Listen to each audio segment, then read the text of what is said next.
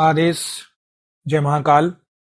मेरे अघोर शक्ति परिवार के प्रिय शिष्यों, कई बार साधक दिन रात एक करके ब्रह्म मुहूर्त में उठकर कड़े नियमों का पालन करते हुए महीनों तक किसी मंत्र का जाप करते हैं, लेकिन अचानक एक दिन उन्हें महसूस होता है कि उनके भीतर की वो अद्भुत शांति, वो भक्ति का तेज और कार्य सिद्धि का बल अचानक गायब हो गया है। लोग अक्सर मुझसे बहुत ही परेशान, डरे हुए और संदेह भरी बातों के साथ एकांत में पूछते हैं, गुरुजी, हमने पूरे नियम से 6 महीने तक महाकाली की साधना की, हमें संकेत भी मिलने लगे थे, लेकिन अचानक से सब कुछ गायब हो गया, शून्य हो गया। एक तांत्रिक ने हमसे कहा कि तुम्हारी पूरी साधना को किसी ने चुरा लिया है। गुरुजी, हमें बड़ी शर्म आती है ये सोचते हुए कि क्या हमारी इतनी रातों की मेहनत कोई दूसरा इंसान एक पल में छीन सकता है। हमें साफ साफ बताइए कि क्या सच में किसी की साधना चोरी हो सकती है। देखो बेटा, साधना का चोरी होना कोई कहानी या हवा हवाई बात नहीं है। ये तंत्र जगत का एक बहुत ही कड़ा और खौफनाक सच है। जब कोई कपटी साधक या दुष्ट ओझा तुम्हारी कमाई हुई मंत्र शक्ति को अपनी तरफ खींच लेता है तो तुम अंदर से बिल्कुल खाली हो जाते हो। आज मैं तुम्हें शास्त्रों के हवाले से साधना चोरी होने का वो असली रहस्य और कड़ा नियम बताऊंगा, जिसे जानने के बाद तुम अपनी बरसों की कमाई को लूटने से बचा लोगे। ध्यान से सुनो, आज जो बात मैं ग्रंथों के हवाले से खोल रहा हूं, साधना चोरी होने और उससे बचने का यह विधान आगे ही समझ आता है। हमारे प्राचीन कुलाणु तंत्र और मेरु तंत्र में साफ साफ लिखा है कि साधना को गुप्त रखना क्यों जरूरी है। देखो, शास्त्रों का एक कड़ा नियम है, गुप्त साधना महाफलदायी और प्रकट साधना निष्फल हो जाती है। तंत्र शास्त्र के अनुसार हाँ, तुम्हारी साधना साक्षात चोरी हो सकती है और इसे चुराने के 3 मुख्य तरीके होते हैं, जिन्हें तुम्हें अपनी तैयारी के लिए जानना बहुत जरूरी है। देखो, पहला तरीका, जब तुम अपनी साधना के अनुभवों को, सपने में मिले संकेतों को या अपने मंत्र जाप की संख्या को समाज में किसी दूसरे इंसान के सामने घमंड में आकर प्रकट कर देते हो, तो तुम्हारी शक्ति उसी पल क्षीण हो जाती है। सामने बैठा कपटी इंसान तुम्हारी बातों से तुम्हारी मानसिक तरंगों को पकड़ लेता है और तुम्हारे मंत्र के प्रभाव को पीड़ित कर देता है।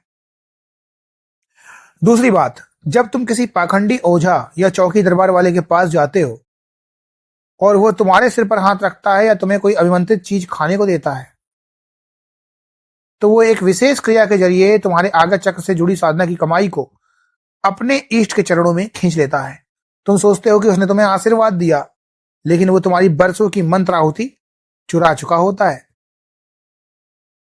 तीसरा तरीका, शास्त्रों में लिखा है कि जिस आसन पर बैठकर तुम मंत्र का टकराव करते हो, उसमें तुम्हारी ऊर्जा का संचय होता है। अगर तुम्हारी अनुपस्थिति में कोई दूसरा इंसान तुम्हारे उस सिद्ध आसन पर बैठ जाए या तुम्हारी माला को छू ले, तो वो तुम्हारी साधना के तेज को अपने भीतर सोख लेता है। यहां साधक सबसे बड़ी भूल करते हैं, वे सोचते हैं कि भगवान के घर में चोरी कैसे हो जा सकती है। बेटा, असली तरीका और अपनी साधना को अभेद किला बनाने का नियम आगे ही समझ आता है। यहाँ लोग सबसे बड़ी भूल ये करते हैं कि वो अपनी साधना के चमत्कारों को दोस्तों में या रिश्तेदारों में बड़ी शान से बताते हैं। मुझे कल रात साक्षात दिव्य सुगंध आई, मुझे मां के दर्शन हुए। डामर तंत्र का कड़ा नियम है, जैसे ही तुम अपने अनुभव बाहर फेंकते हो, तुम्हारी सुरक्षा का घेरा टूट जाता है। अगर तुम ऐसे ही अपनी जीभ पर लगाम नहीं लगाओगे तो तुम्हारी साधना का फल हमेशा दूसरे लोग खाते रहेंगे और तुम हाथ मलते रह जाओगे। तुम्हें इस अवस्था में अपने भीतर के विश्वास को जगाना होगा। अपनी साधना को तिजोरी के धन की तरह छुपाकर रखना होगा। आंखों में कड़ा वजन रखो और किसी भी ऐरे गहरे तांत्रिक के आगे अपना सिर मत झुकाओ। इसे एक बहुत ही साधारण देसी उदाहरण से समझते हैं। जैसे कोई किसान अपने खेत में बड़ी मेहनत से कुआं खोदता है,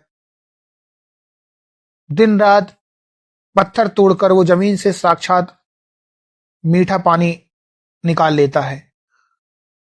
अब यदि वो नासमझ किसान उस गांव के कुएं को चारों तरफ से खुला छोड़ दे और गांव के आवारा लोग या उसके दुश्मन आकर रोज रात को चुपके से बाल्टी डाल डालकर उसका सारा पानी चुरा ले जाए, तो दिन के उजाले में किसान को क्या मिलेगा? उस किसान को मिलेगा सूखा कुआं।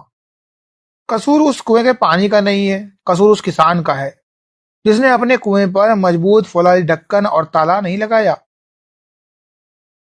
तुम्हारी साधना भी उसी मीठे पानी का कुआं है।